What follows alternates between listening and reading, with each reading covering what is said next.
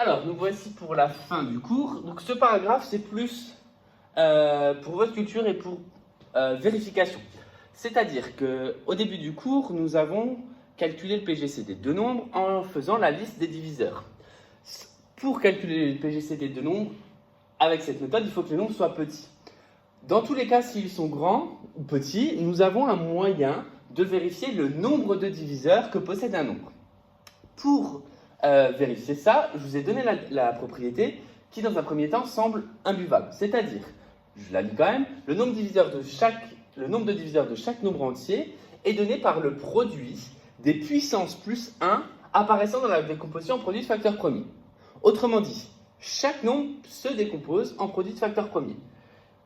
Chaque nombre a au moins une puissance. Je vous ai dit, quand il n'y avait pas de puissance, on écrivait puissance 1. Toutes ces puissances, on va leur ajouter 1 parce que ça va nous ajouter, c'est une histoire de choix. On pourrait représenter ça par des arbres. D'ailleurs, il y a un exercice qui en parle, on le verra peut-être à votre tour.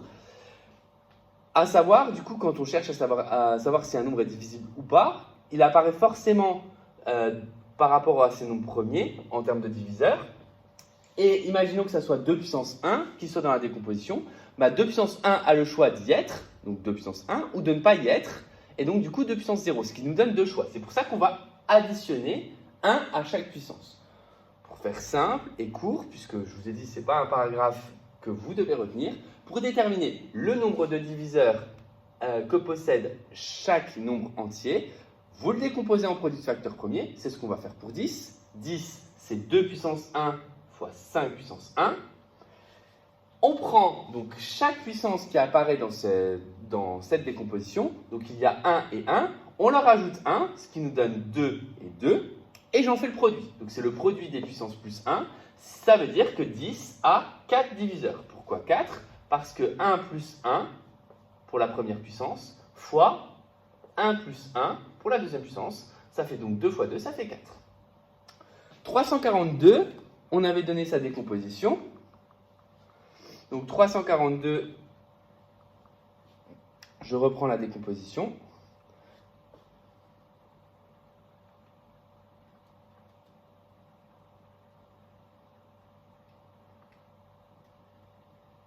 C'était 2 puissance 1 fois 3 au carré fois 19 puissance 1.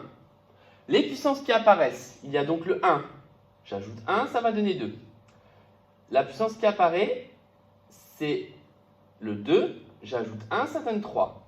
La puissance qui apparaît, c'est 1, j'ajoute 1 à chaque fois, ça donne 2. Et donc, j'en fais le produit, ce qui me donne donc 2 fois 3 fois 2, ce qui nous permet de dire que 342 a 12 diviseurs. Ça ne nous permet pas de les lister, même si avec un arbre, on pourrait s'imaginer le lister. Voilà. Au moins, je sais que 342 a 12 diviseurs. Donc, si à un moment donné, vous devez lister tous les diviseurs de 342, en termes de vérification, vous pouvez savoir qu'il y en a 12.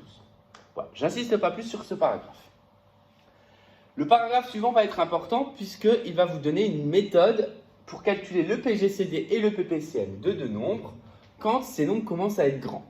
On a vu à quoi servait le PGCD et le PPCM. Je reviendrai dessus juste après.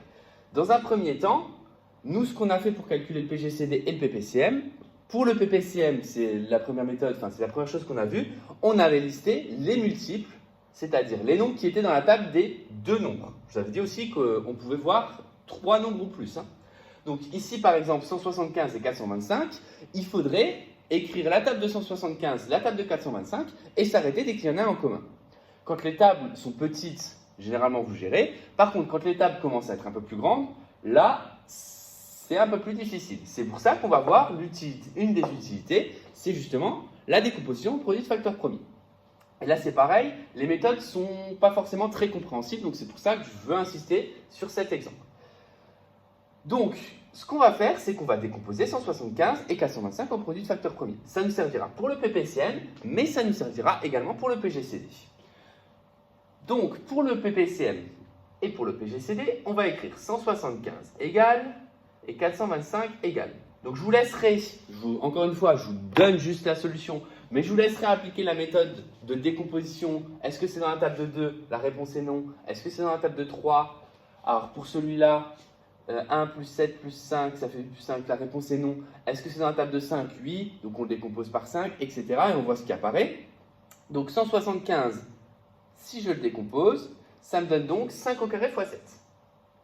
Puissance 1. Pareil, les puissances sont importantes. Pareil pour 425. 425, si je le décompose, ça fait 5 au carré fois 17.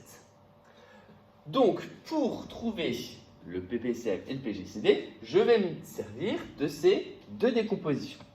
Pour le PPCM, qu'est-ce qu'on me dit? On me dit que le PPCM est égal au produit des nombres premiers avec la plus grande puissance des deux. En gros, vous allez prendre chaque nombre premier qui apparaît, et s'ils sont en commun, vous allez prendre la plus grande puissance des deux. Alors là, ça ne se voit pas très bien dans cet exemple, mais imaginons qu'il y a un 5 puissance 3 et un 5 puissance 2, dans le PPCM, ça serait le 5 puissance 3 qui serait retenu. Donc ici, je regarde tous les nombres premiers et pas seulement ceux qui sont en commun. Donc il y a 5, 7 et 17. 5, la plus grande puissance au commun, c'est 2. 7, la plus grande puissance au commun, c'est 1.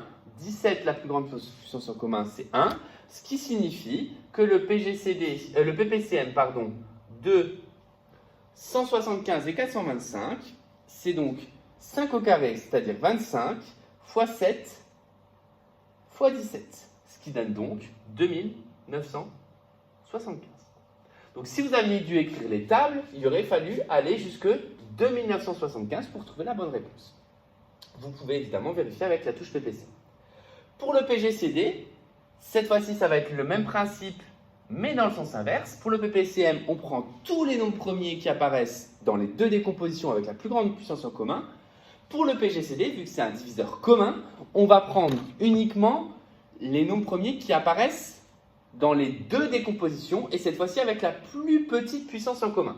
C'est-à-dire qu'ici, le seul nombre premier qui apparaît, et avec la plus petite puissance en commun, c'est 5. Donc 5, il est en commun, il apparaît puissance 2, donc c'est 5 puissance 2 le PGCD, c'est-à-dire 25.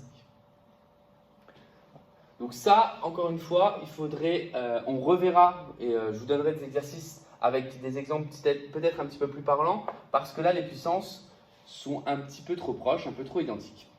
En tout cas, c'est ce que j'aurais fait en cours. Et donc, je rappelle l'utilité de ces deux notions. Ces deux notions servent, donc pour le PGCD, c'est un problème de partage de au moins deux quantités. On veut faire un partage maximum sans qu'il n'y ait de reste. Et donc, du coup, comme on avait vu en cours, sur le partage des bouquets de fleurs. On a des tulipes et des roses. On veut les partager pour faire un maximum de bouquets. Et dans ce cas, on calcule le PGCD de ces deux nombres. Évidemment, si on a 3, je calcule le PGCD des trois nombres en cherchant donc à chaque fois les nombres premiers en commun avec la plus petite puissance en commun également. Donc là, je vous réfère vers un exercice type brevet qui a eu lieu l'an passé. Je vous le mettrai d'ailleurs sur le NT. Pour le PPCM, c'est un problème de répétition de phénomènes. C'est-à-dire que, imaginons que quelque chose se répète toutes les 175 minutes et toutes les 425 minutes. On veut savoir la prochaine fois où ça se répétera en même temps. Donc, répétition de phénomènes, ça se répétera la prochaine fois au bout de 2975 minutes. Voilà. Donc ça, vraiment très important pour les types de problèmes sur le brevet. Ceci finit tout ce qu'il faut savoir sur ce chapitre. Donc si je résume un petit peu les objectifs de ce chapitre.